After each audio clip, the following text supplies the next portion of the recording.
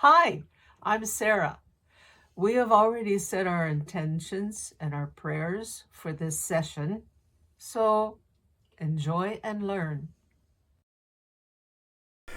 I recently read that in this world we call ours, that nothing is really new, especially ideas. The author continued to state, and I'm paraphrasing, that all ideas came from other beings such as our guides, ETs, past and future worlds, other dimensions, and etc. What are your thoughts on this statement? And etc. is redundant. Oh, That's thank what you, Sarah. etc. means. And that wasn't necessarily her. I didn't know the difference. Now you do. You've learned something. Does that mean I can go home? Wait, You I am home. are home. What was the question again? I'm sorry. No ideas are real. New. Are really ours. They come from other places.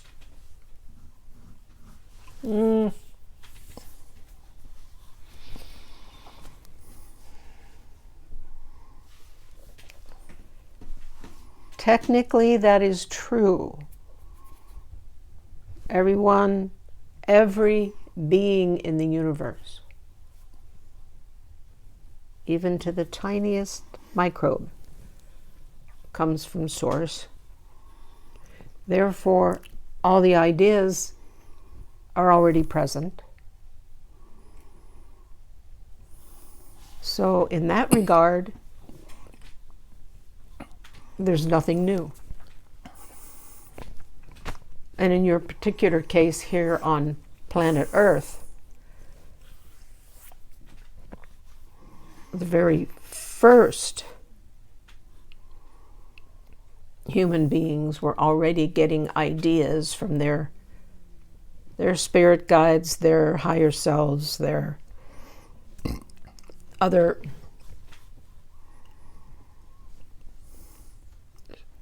non-corporeal beings, and therefore their ideas have proliferated up to this point in time and will continue to. So when you look at it that way, there's nothing new, but it's new to individuals. And that's the importance, that's the value. Oh. You're both being affected by allergies. Yeah. In the past several visits, the answer to this next question was danced around by you since I did not ask it correctly. During your last visit, you mentioned that the ETs wanting to exploit us are already here. And you continued with that the ETs who want to help us would not permit them to do what they wanted. Please provide some more information. What more is there to provide? There aren't very many ETs who want to exploit humanity. There are a few, and they manage to, how can I put this politely? Okay, influence those who are open to that sort of influence. That's the same idea as people openly fearful of demons or dark entities or whatever. They attract those things and then they appear. Well, there are people on your planet who don't recognize that they're fearful, that their ambitions, shall we say, their thoughts, their plans, their activities, they don't recognize that they're fear-based. And therefore, lower energy beings, including ETs who want to exploit humanity, those beings, okay, the humans are attracting those types of beings.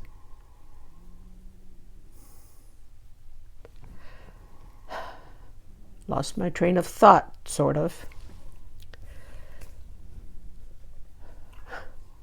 That's because I keep getting one picture out of her mind. Tell her to go to sleep. She's actually doing pretty well, but the mind is still back there somewhere. But like attracts like again. Those ETs, and there aren't very many on this planet, but those who want to exploit humans, influence humans of like mind who want to exploit others and give them a little push to do whatever they want to do in order to facilitate that exploitation, because the ETs think that they're getting their way, so to speak. But for the most part, there are more benevolent ETs who become aware of this and work within the system. Like I said, they cannot force anything, but they work with those who desire, to put it simply, good things, who attract positive things, and they work to lift those people's, to help them raise their frequencies to the point where there isn't as much of the exploitation as the entities and those humans who agree with that can facilitate themselves. So in that way, that's one way that benevolent, shall we call them ETs, who are more plentiful on Earth, much more plentiful on Earth than the exploitative ETs. Those beings are doing their best and succeeding in helping, encouraging humans to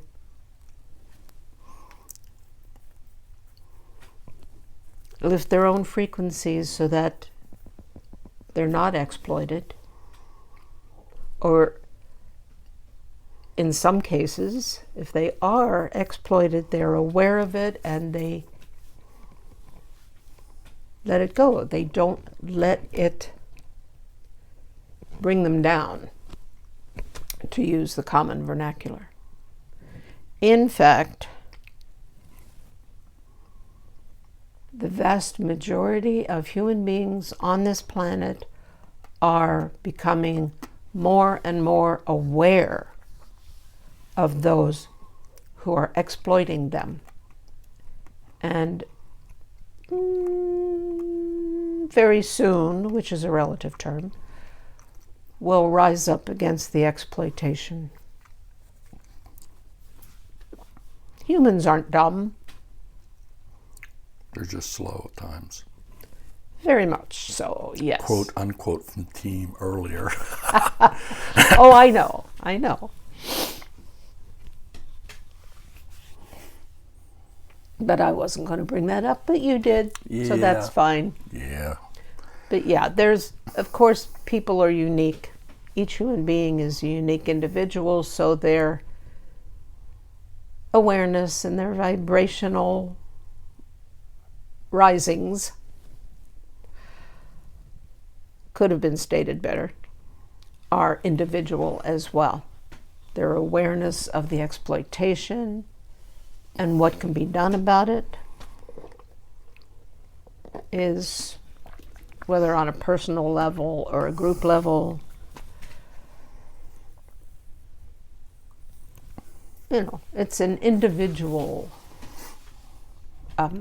experience slash choice slash awareness slash dealing with it kind of thing.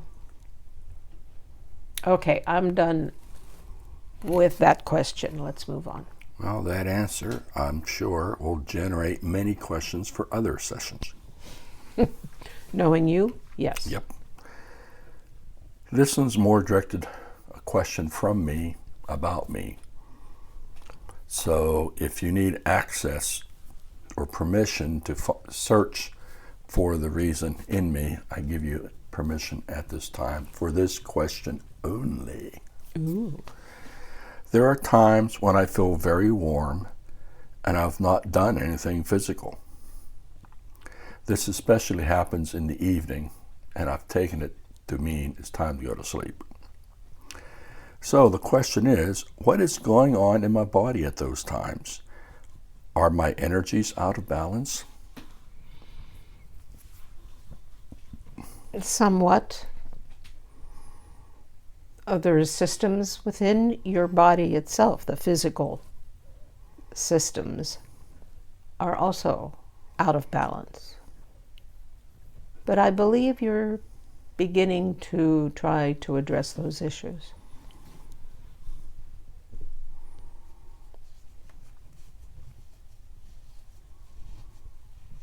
Okay, permission withdrawn. I would not give you specifics because that is not my... It's not your way. It's not my way, it's not my place to do so. A healer could possibly do that, but I am not one. We are not one. She is not one. But we know someone who may know someone who is one. So thank you. Who is someone? Yeah, who is a healer. Okay. I'm just picking on you. I know. I feel the pokes all over. In the past, you have said that you need to downgrade, so to speak, your frequency and energy so you do not harm Sarah. Is that downgrade so you won't harm her physical body or her spiritual body? Primarily physical. But the rush of all of my energies, or these frequencies, my frequencies, the rush could also not damage, but perhaps set her enlightenment path askew. Don't ask how. Too late. You know, I've already asked that. Just not verbally. So how would that set her enlightenment path askew? It would be an unpleasant experience. Oh. Physically, and even, shall we say, spiritually. Yeah. That would just set her back a little. So physically, would it be like headaches or? It could be a number of things. Such as? I'm curious, in case she ever has these events, we have an idea of what's going on. That's the only reason I'm asking. If such a thing would happen, you would know. How? Because she would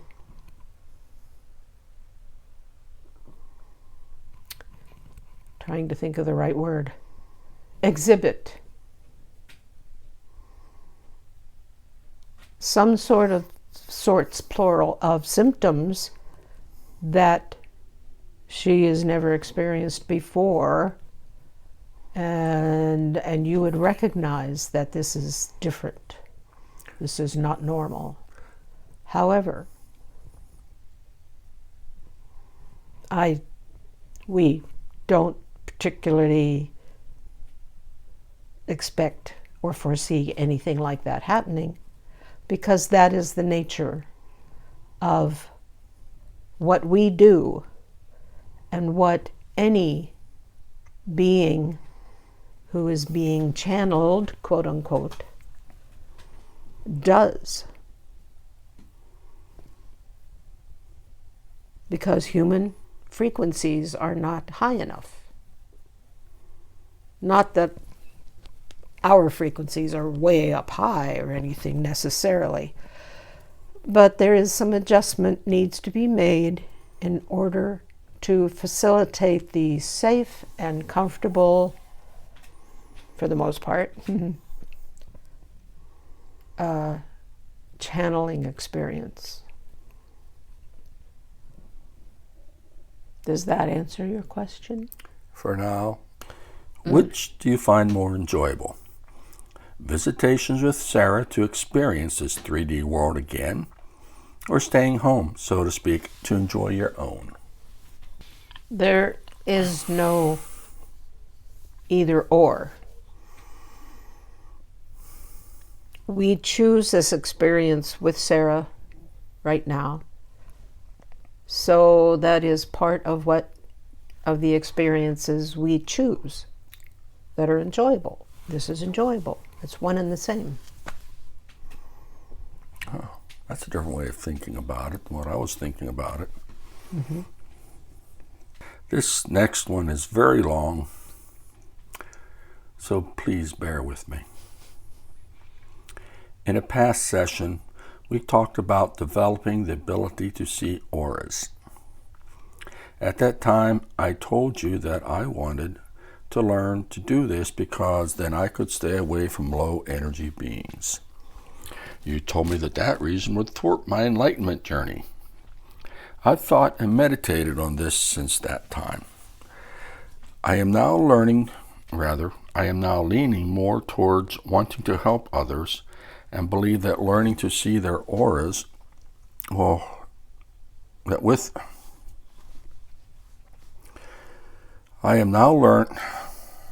believe I know where you're going with this. Tell me an answer. You are now learning that by seeing people's auras, you might be able to help them. Yep. It still requires more of a journey toward helping others, Mm-hmm. one-on-one, than you are currently, as far as we are willing aware. to do. Right. But it's getting closer. Yes. When the time is right, if you are meant to see auras, if it's part of your life plan, your theme, then it will come to pass. But not sooner. Right. Only at the right time. That was a third of the question. Onward. A few nights ago, while meditating before going to sleep, I was revisiting the intention of why I wanted to see auras. Mm-hmm. And then I saw in my mind's eye a large bank vault door. So, I believe that I need to learn the combination to this vault as I continue my meditations on not only seeing auras, but also assisting others through some form or other. I believe the two are related. Do you have any thoughts or observations in this matter? I would say that they are most definitely related. You saw a big, heavy, complex bank vault type door. That tells us, and it should tell you, and I think it might already have done so, that the combination to open that is complex and intricate. Mm-hmm. Therefore, your journey to get that open is likewise complex and intricate. Don't rush things. Oh, yeah, Don't I know. force things to happen. But continue to meditate. starting with why have you never really cared for people and wanted to help them? But I won't say never, because there was a time in your life when you wanted to help people, but you were sensing, maybe not seeing auras, but sensing that they weren't the type of people who would welcome your help. Except when it comes to, say, building something or designing something, and then you were right there and they were happy, but usually that was just family.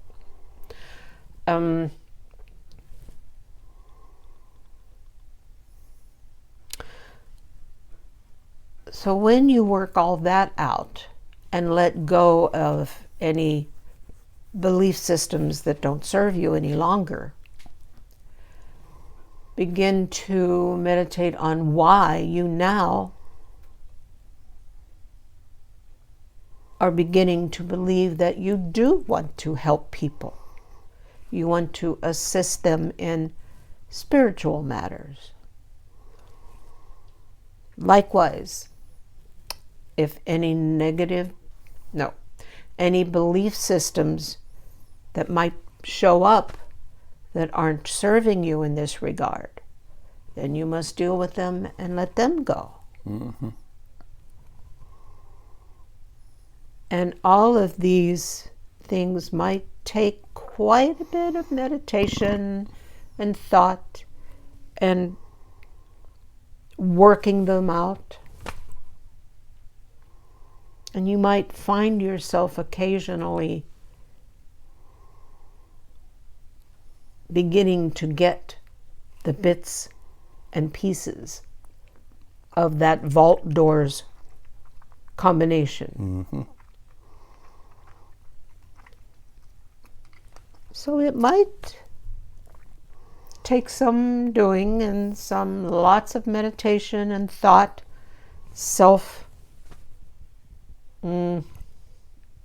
examination.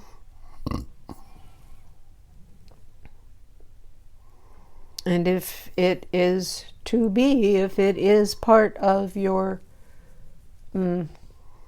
life theme that you planned on, although, as you know, the details of those things can change, it probably is a part of your life's theme, or you wouldn't be going through this. Right. Right.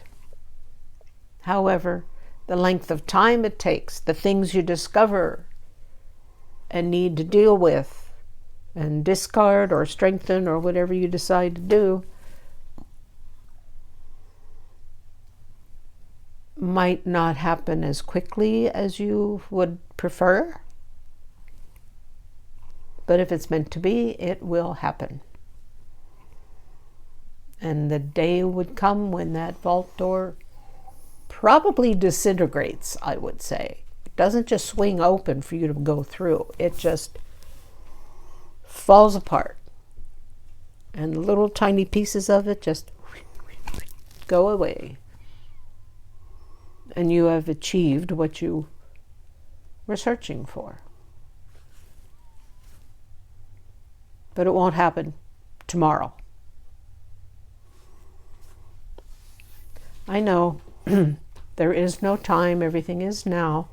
However, in your linear frame of reference, it could take quite some time. Or not. You have the free will to change that as well.